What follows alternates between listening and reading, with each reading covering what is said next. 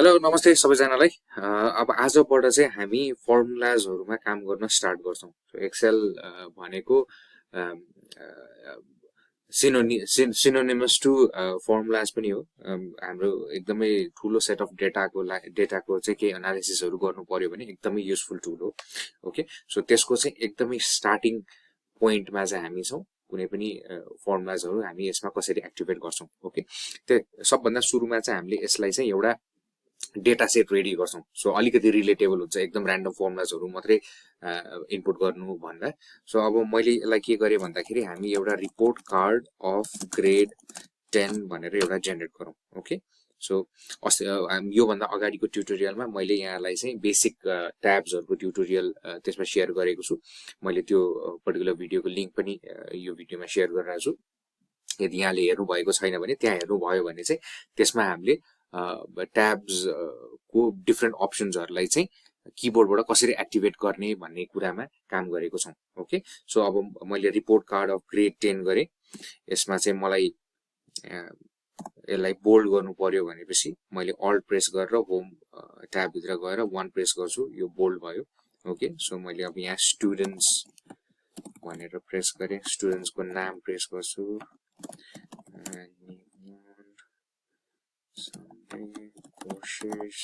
अशोक। अहिले बेला यति नै। अब यहाँ चाहिँ मैले तलपट्टि यसलाई स्टुडेन्ट्स भन्दा नि सब्जेक्ट्स टाइप गरौँ। अब यहाँनिर चाहिँ मैले सब्जेक्ट्सहरु टाइप गर्दै जान्छु। साइन्स, म्याथ्स, नेपाली, अकाउन्ट्स र इंग्लिश। ओके, सो हामीले चाहिँ अब अहिले यसमा एउटा के बनाइरा छौं भन्दाखेरि एउटा कुनै पनि एउटा ग्रेड 10 को चाहिँ 5 जना स्टुडेन्ट भएको क्लासको चाहिँ हामीले एउटा रिपोर्ट कार्ड जेनेरेट गर्न गइरहेको छौं। ओके, सो मैले एकचोटी के गर्छु भन्दाखेरि यसको टाइटल उसलाई चाहिँ यसलाई बोल्ड गरिदिन्छु। यहाँ गएर प्रेस गरे भने बोल्ड गरे, यसको अलाइनमेन्ट मिलाइदिन्छु यसलाई सेन्टर गरेर। सो अब यो मार्क्सहरु चाहिँ मैले म्यानुअली नै प्लग गर्दै जान्छु। जस्तो निमाको science, let's say everything is out of 100 भन्ने हिसाबले। सो 80 70 55 65 70 55 65 85 75 88 90 85 80 70 55। सिमिलरली यो चाहिँ मैले अहिले र्यान्डमली नम्बर्सहरु मात्रै प्लग इन गरिरहेको छु। सो हामीले यसलाई चाहिँ नम्बर्स पछि गएर यसलाई चाहिँ एनालिसिस गर्न सकिन्छ। 66 33.5 let's say 44 89 98। ओके, सो अब हामीसँग सबै फर्मुलाजहरु सबै नम्बर्सहरु सबै डेटा सेटहरु हामीसँग रेडी भयो। ओके, सो अब मलाई चाहिँ यहाँनिर टोटल चाहियो। ओके, यसलाई पनि मैले बोल्ड प्रेस गरे, यसको अलाइनमेन्ट मिलाइदिए, इटालिक्स भयो, यसलाई डिसेबल गर्छु। अब मलाई यो पर्टिकुलर स्टुडेन्ट निमाको चाहिँ टोटलमा यो एभ्री सब्जेक्टको टोटलमा अथवा ग्रान्ड टोटलमा त कति आयो भनेर क्याल्कुलेट गर्नको लागि चाहिँ सम लिनु पर्यो। अब यसमा सम लिने एकदमै धेरै तरिकाहरु छ एक्सेलमा। ओके, सो एउटा सिम्पल तरिका भनेको चाहिँ हामीले यो सबै डेटा सेट जुनलाई हामीले सम लिनु पर्ने छ त्यो सबैलाई सिलेक्ट गर्छौं र जहाँ हामीलाई सम चाहिएको छ त्यो एउटा सेल पनि सिलेक्ट गर्छौं र यहाँले होम ट्याब भित्र टप राइट तिर हेर्नु भयो भने यहाँ अटो सम भन्ने अप्सन देख्नुहुन्छ। यहाँले त्यो प्रेस गरिदिनु भयो भने उले अटोमेटिकली यहाँ हामीलाई सम दिइसक्यो। ओके, अब त्यो सममा यहाँले फर्मुला हेर्नु भयो भने यहाँ समको फर्मुला एउटा यहाँलाई देखाइरहेको छ। ओके, सेकेन्ड, अब धेरै डेटा सेट छैन, 2-3 वटा नम्बर्सहरु मात्रै एड गर्नुपर्ने छ भने हामीले के गर्न सक्यो भन्दाखेरि कुनै पनि फर्मुलाज एक्सेलमा एक्टिभेट गर्नलाई इज इक्वल्स टु बाट स्टार्ट गर्नु पर्यो। ओके, सो मैले माउसको कर्सर लिएर गएर मैले साइन्समा निमुनको साइन्समा को नम्बरलाई प्रेस गरे, त्यसलाई फेरि प्लस गरे, म्याथ्सको प्लस गरे, नेपालीको प्लस गरे, अकाउन्ट्सको प्लस गरे र इंग्लिशको गरेर मैले अब एन्टर प्रेस गर्दै भने यो अर्को एउटा तरिका भयो। ओके, one सिंगल नम्बर्सहरुलाई चाहिँ एड गर्ने। अब थर्ड तरिका भनेको जुन अघि हामीले यहाँ अटो सम बाट जुन यहाँले देख्नुभयो यही चीजलाई चाहिँ हामीले फर्मुला पनि टाइप गर्न सकियो। सो अगेन फर्मुला एक्टिभेट गर्न इज इक्वल्स टु SUM गर्नुभयो भने यहाँले यहाँ फर्मुला डिफरेन्ट फर्मुलाजहरु देख्नुहुन्छ। हामीलाई सम चाहिएको छ भने चाहिँ सम मा त्यहाँ कर्सर आइसकेपछि त्यो हाइलाइट भएर देखिन्छ, त्यसलाई चाहिँ हामीले ट्याब प्रेस गर्यौं भने सम भन्ने फंक्सन एक्टिभेट भयो। अब मैले माउसको कर्सर लिएर जान्छु साइन्सको मार्क्समा, त्यहाँदेखि मलाई कहाँसम्म सम चाहियो, यहाँसम्म चाहियो, मैले ब्र्याकेटलाई क्लोज गरिदिन्छु, एन्टर प्रेस गरिदिन्छु। यो हाम्रो तेस्रो तरिका भयो। अब सबभन्दा क्विकेस्ट तरिका कुनै पनि अप्सन्सहरुमा नगइकन गर्ने हो भने चाहिँ यहाँले अल्ट प्लस प्रेस गरिदिनु भयो भने यसले अटोमेटिकली आफूभन्दा माथि भएको नम्बर्सहरुलाई चाहिँ सममा लिदिने भयो। ओके, सो अहिले नै हामीले हेर्दाखेरि यहाँ चारवटा डिफरेन्ट तरिकाहरु हेर्यौं कसरी हामीले सम लिन सकिन्छ भनेर। ओके, ल अब यो अशोकको लागि पनि हामीले अल्ट र प्लस एकैचोटी प्रेस गर्यौं भने उले सम लियो, हामीले एन्टर प्रेस गर्यौं भने यो फर्मुलाजहरु देख्न सक्नुहुन्छ। अब मैले यहाँलाई एकचोटी यो सबै फर्मुलाजहरुको चाहिँ के भित्र इनपुट्सहरु छ त्यो देखाउँछु। ओके, सो यहाँले यो र यो हेर्नु भयो भने, सो मैले अहिले एकचोटी हाइलाइट गरेर देखाइदिन्छु, भयो भने सबैको एउटै फर्मुला आइरहेको छ, सम भन्ने नै फर्मुला, तर त्यो पर्टिकुलर पोइन्टमा हामीले कसरी पुग्यौं भनेर चाहिँ डिफरेन्ट तरिकाबाट हामी त्यो पुग्यौं।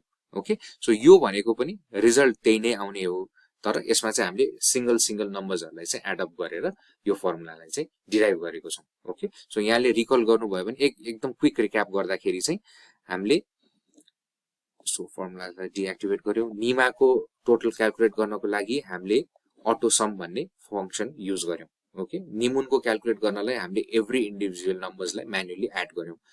सन्दीपको गर्नको लागि हामीले फर्मुला नै टाइप गर्यौं। ओके, सम भन्ने फर्मुला। कोशिशको गर्नको लागि चाहिँ हामीले के गर्यौं, अल्ट र प्लस एकैचोटी प्रेस गर्यौं, माथिको सबै लियो। अशोकको लागि पनि हामीले त्यही नै फिचर युज गर्यौं। भनेपछि सम लिने हामीसँग अहिले नै हेर्दाखेरि चारवटा डिफरेन्ट तरिका छ।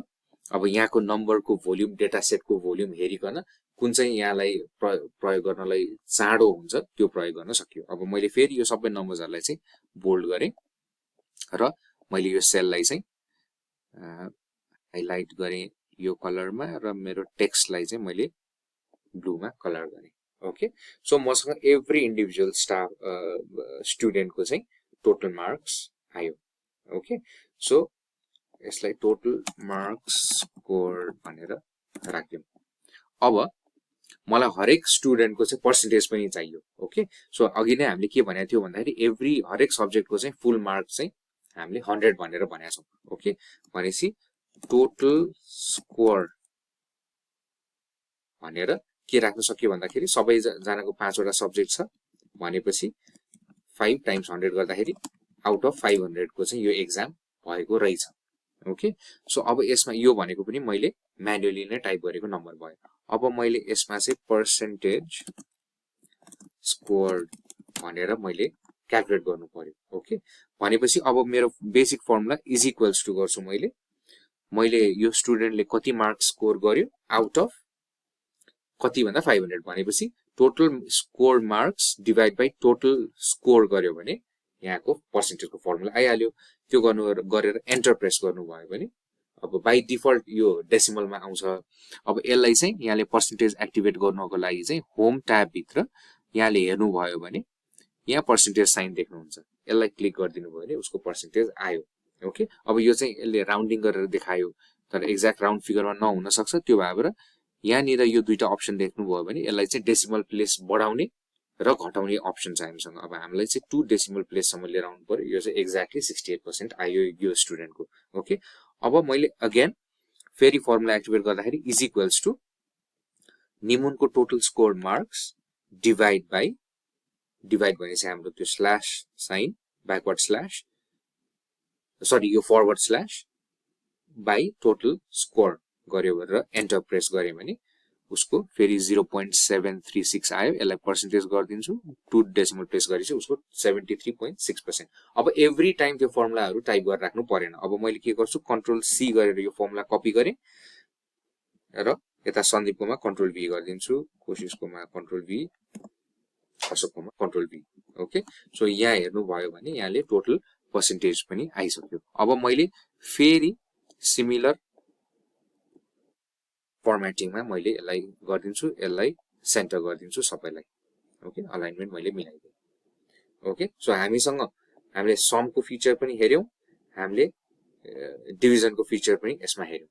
अब हामीलाई कुनै पनि अब हामीलाई चाहिँ के हेर्नु मन लाग्यो भन्दाखेरि साइन्स अथवा हरेक सब्जेक्टमा चाहिँ एभरेज स्कोर चाहिँ कति स्कोर भएको छ भनेर हेर्न सक्यो भनेपछि मैले यसलाई एभरेज भनेर एउटा ट्याब एड गर्छु त्यसमा र यसको फर्मुला भनेको सो एभरेज क्याल्कुलेट गर्ने बेसिक फर्मुला भनेको टोटल नम्बर अफ स्टुडेन्ट्सले कति स्कोर गर्यो सो अशोकले 90 55 85 55 यो सबैको सम लिएर टोटल नम्बर अफ स्टुडेन्ट्स गर्यो भने हामीसँग एभरेज आइहाल्यो ओके सो मैले एभरेज भन्दा पनि अगाडि सजिलोको लागि यहाँ टोटल प्रेस गरिदिन्छु र अघि जस्तै इज इक्वल्स टु SUM गरेर ट्याब प्रेस गरे भने अनि मैले त्यो 90 मा प्रेस गर्छु त्यसपछि shift left left left left गर्यो भने मलाई कहाँसम्म सम चाहिन्छ त्यहाँ सिलेक्ट भएपछि मैले एन्टर प्रेस गरिदिन्छु ओके सो साइन्समा चाहिँ यो पर्टिकुलर क्लासमा 365 मार्क्स इन टोटल आएको रहेछ ओके अब मैले फेरि त्यही फर्मुला तल टाइप गर्नु परेन कन्ट्रोल C गर्छु र तल कन्ट्रोल V गरिदिन्छु अब तलसम्म त्यही डेटा लिएर जानुपर्छ भने मैले शिफ्ट प्रेस गर्छु र डाउन डाउन गरेर कन्ट्रोल V गरिदियो भने सबैको टोटल आयो अब यसलाई पनि मैले यहाँले त्यो नम्बर फर्मेटमा हेर्नु भयो भने कमा देख्नुहुन्छ कमा प्रेस गरिदिन्छु भनेपछि साइन्समा यो सब्जेक्ट यो पर्टिकुलर क्लासमा चाहिँ टोटल स्कोर चाहिँ 365 आएको रहेछ ओके अब मलाई एभरेज क्याल्कुलेट गर्नु पर्यो ओके सो एभरेज क्याल्कुलेट गर्नु पर्यो भने अब एकदम simple is equals to total हामीसँग आइसक्यो divide by number of students गरिदिन्छौँ भने चाहिँ हामीसँग 5 जना स्टुडेन्टको क्लास थियो यो यसलाई डिभाइड बाइ 5 गर्यो भने सो अब फर्म डिभाइड बाइ 5 गर्यो भने हाम्रो साइन्समा चाहिँ त्यो पर्टिकुलर क्लासमा 73 एभरेज रहेछ भन्ने हामीले देख्यो यो फर्मुलालाई फेरि हामी तल पनि टाइप गरेर राख्नु परेन सेम फर्मुला हो कन्ट्रोल C गर्छौं शिफ्ट डाउन गर्छौं कहाँसम्म चाहिन्छ हामीलाई कन्ट्रोल V प्रेस गर्यो भने सो हरेक सब्जेक्टको चाहिँ हामीलाई एभरेज मार्क पनि आइसक्यो सो यहाँबाट यहाँले के देख्न सक्छ मैले जति पनि फर्मुलाजहरु एक्टिभेट भएको छ यसलाई चाहिँ सिमिलर फर्मेटिङ गरिदिन्छु त्यो भएपछि यहाँलाई हेर्न सजिलो हुन्छ सो 365 साइन्सको टोटल थियो एभरेज मार्क 73 थियो सिमिलरली म्याथ्समा 71 नेपालीमा 66 अकाउन्ट्समा 65 र इंग्लिशमा 70 सो यो टाइपको एनालिसिसले हामीलाई के थाहा भयो भन्दाखेरि एउटा चाहिँ हामीले कुनै पनि पर्टिकुलर स्टुडेन्टको टोटल एक्जामको टोटल रिपोर्ट कार्ड देख्यौं उसको टोटल पर्सेन्टेज पनि देख्यौं र त्यो पर्टिकुलर क्लासको अब टिचरको परफर्मेन्स हेर्नु पर्यो भने एभरेज मार्क के आइरहेको छ त सो यो हेर्दाखेरि हामीले के देख्यौं भन्दाखेरि अकाउन्ट्सको चाहिँ आइदर टिचरको केही कुरा मिलिरहेको छैन किनभने एभरेज मार्क सबभन्दा लो छ ओर त्यहाँ केही एडिशनल इम्फेसिसहरु दिनुपर्ने त्यो पर्टिकुलर क्लासमा भन्ने कुरा देखियो सो यो यस्तो खालको एनालिसिसको डेटाहरु चाहिँ हामीले एक्सेलमा गर्न सकिन्छ ओके सो यो भनेको चाहिँ हामीले बेसिक फर्मुलाजहरुलाई कसरी एक्टिभेट गर्ने त्यो फर्मुलाजहरु एक्टिभेट गर्ने विभिन्न तरिकाहरु हामीले देख्यौं सो आजको लागि यो भिडियोमा यति नै thank you very much happy learning